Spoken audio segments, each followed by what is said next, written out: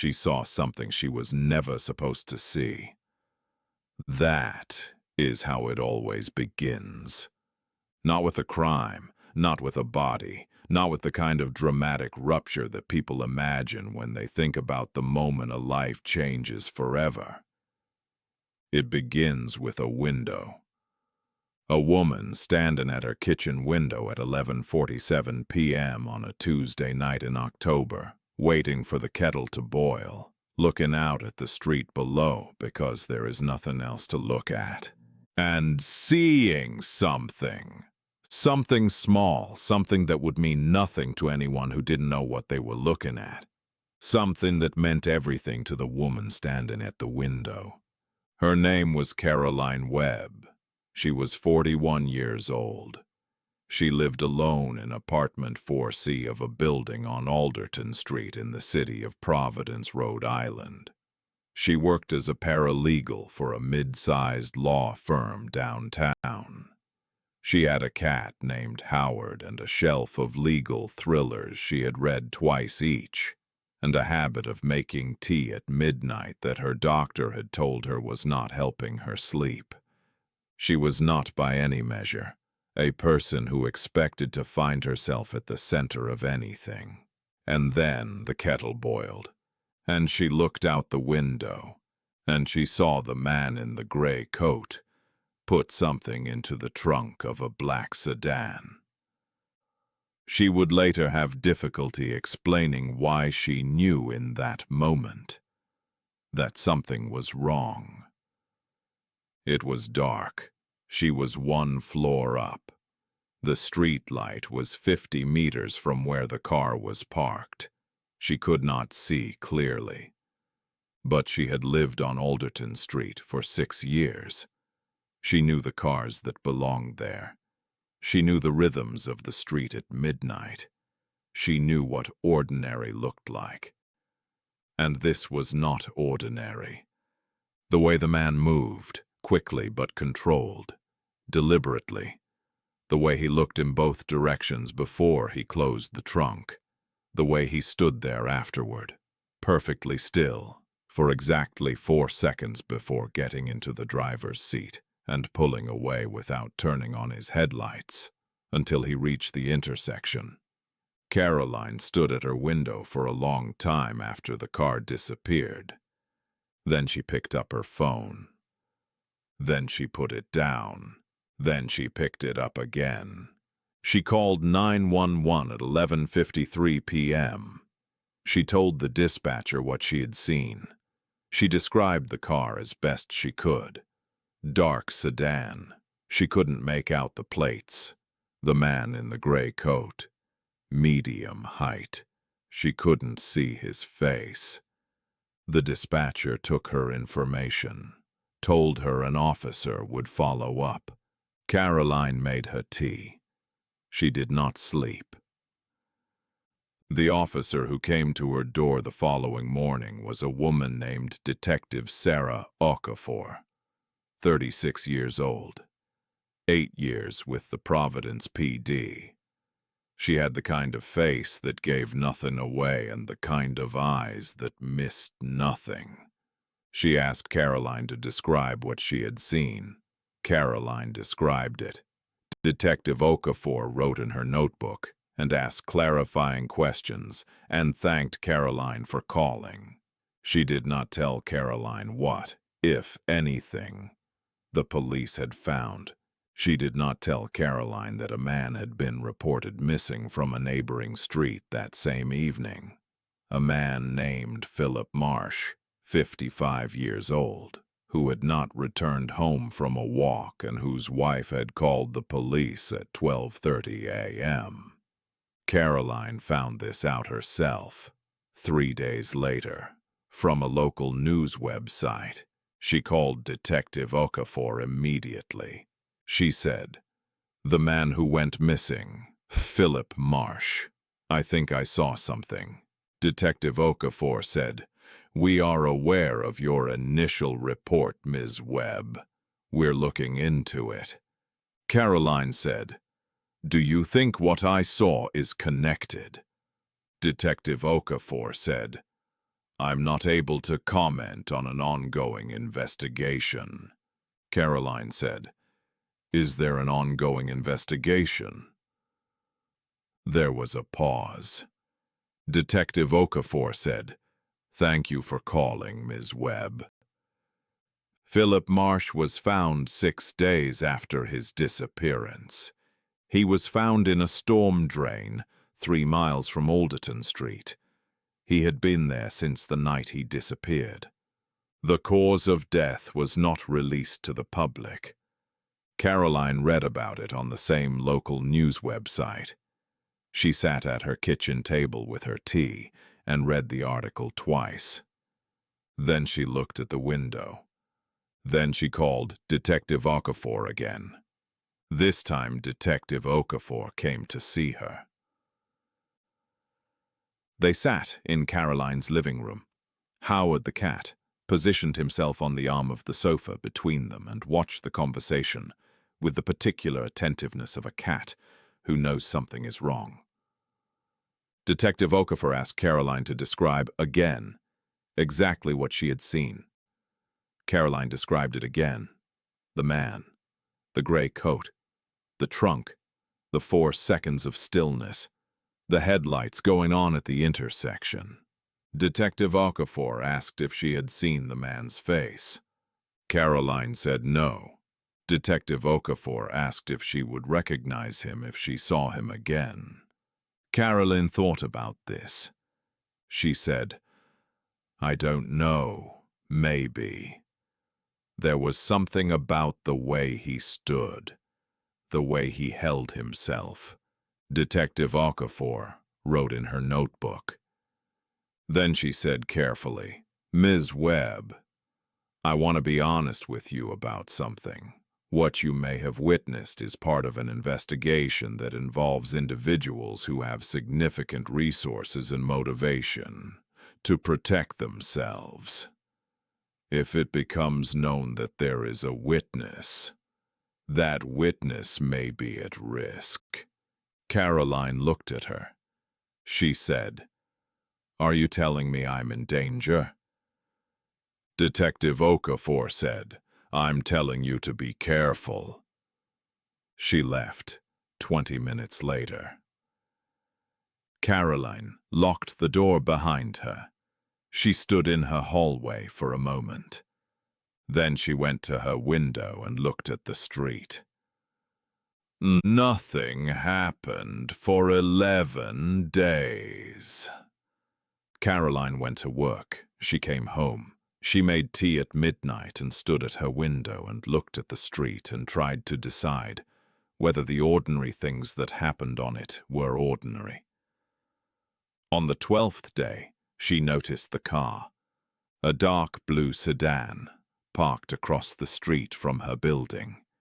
She had not seen it before. It was there when she left for work in the morning. It was there when she came home in the evening. It was there at midnight when she stood at her window. She could not see the driver clearly. But someone was in it. She called Detective Okafor. Detective Okafor said she would look into it. The car was gone the next morning. A different car was there by evening. Caroline Webb was not, as she had said, a person who expected to find herself at the center of anything. But she was, as her colleagues would have told you, a paralegal. And paralegals spend their professional lives doing one thing above all others: they find information. She started with Philip Marsh. She spent her lunch breaks and her evenings building a picture of a man she had never met. Philip Marsh, 55 years old, retired, former financial consultant, had worked for a firm called Harmon Capital Partners for 18 years before his retirement 4 years earlier. She found his name in a court filing from 2019, a civil case, a dispute between Harmon Capital Partners and a group of investors over the management of funds. The case had been settled out of court. The terms were sealed. She found two other names that appeared alongside Philip Marsh's in the court filing. She searched for both of them. One was a lawyer, still practicing. She noted his name and moved on. The other was a man named Richard Cole. Richard Cole had a LinkedIn profile that listed him as a senior partner at a private equity firm headquartered in Boston. He had a professional headshot, dark suit, silver tie. He also had a gray coat. Caroline stared at the photograph for a long time. She could not say with certainty that this was the man she had seen. It was dark. She had been one floor up. She could not see his face.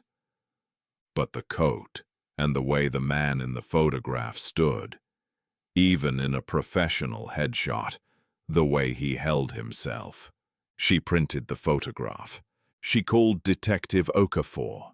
She said, "I think I know who it was."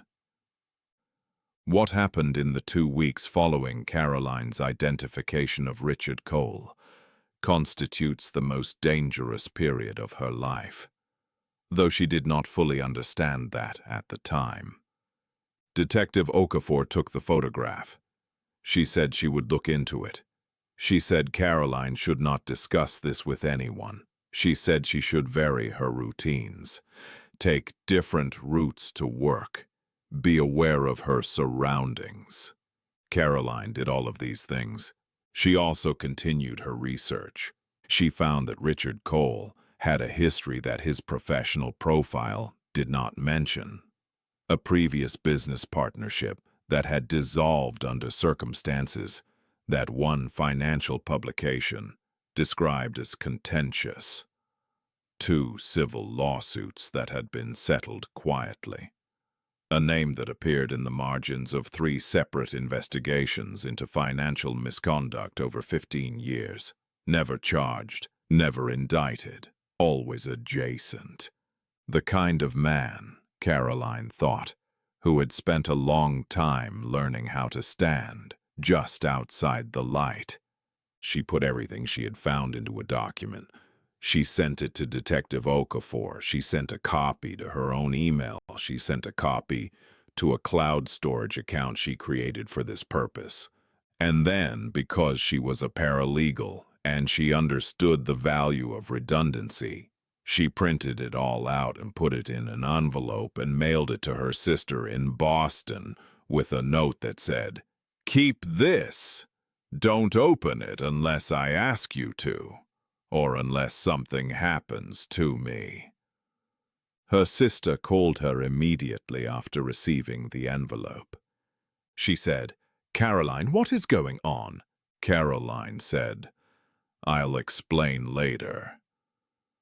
Her sister said, "You sound like someone in one of your books."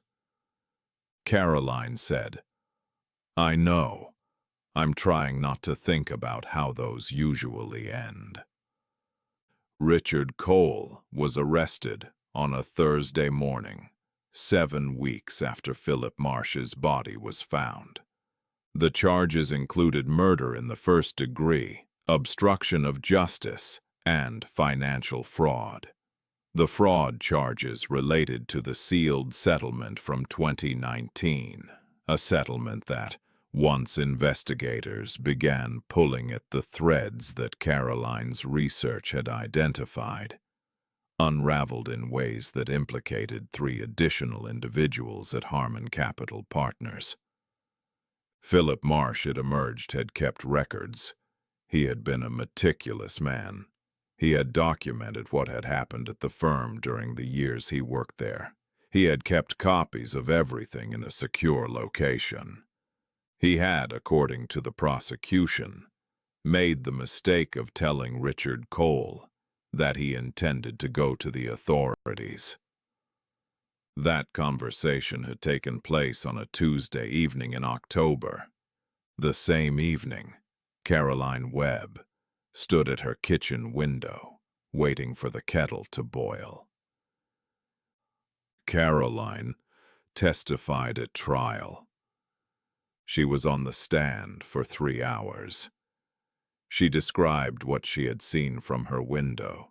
She described the gray coat and the trunk and the 4 seconds of stillness and the headlights at the intersection. She described the cars that had watched her building. She described what she had found in her research and why she had thought it was relevant. The defense challenged her visibility from her window. They challenged the reliability of her identification from a photograph. They challenged her decision to conduct her own research rather than leave everything to the police. Caroline answered every question steadily. On cross-examination, the defense attorney asked her, "Ms. Webb, why didn't you just close your curtains and go to bed?" Caroline looked at him for a moment. Then she said, "Because I saw something, and I knew something was wrong, and I didn't think I could live with myself if I pretended I hadn't." Richard Cole was convicted on all counts. He was sentenced to life in prison. The 3 additional individuals implicated in the financial fraud received sentences ranging from 8 to 12 years. Philip Marsh's wife gave a statement after the verdict. She thanked the investigators. She thanked the prosecution. She specifically thanked the woman on Alderton Street who had been standing at her window at 11:47 p.m. on a Tuesday night in October and had decided to pick up her phone. Caroline Webb still lives in apartment 4C on Alderton Street. She still works at the law firm. She still makes tea at midnight. She still stands at her window sometimes. She says she is not sure she will ever stop watching the street. Not because she is afraid, because she has learned something that she did not know before all of this began. She has learned that most things that go wrong in the world go wrong because someone saw something and decided it wasn't their problem. Because someone looked away at the wrong moment. Because someone told themselves that what they had seen was probably nothing. She has learned that ordinary people, in ordinary apartments, on ordinary streets, are often the only thing standing between the truth and the dark. She makes her tea. She looks at the street. Howard sits on the windowsill beside her. And the city goes on below, lit and moving and full of windows, behind each of which someone might be standing right now waiting for a kettle to boil, looking out at something they are trying to decide whether to call ordinary. She hopes they call, "This story is fictional and created for entertainment purposes only."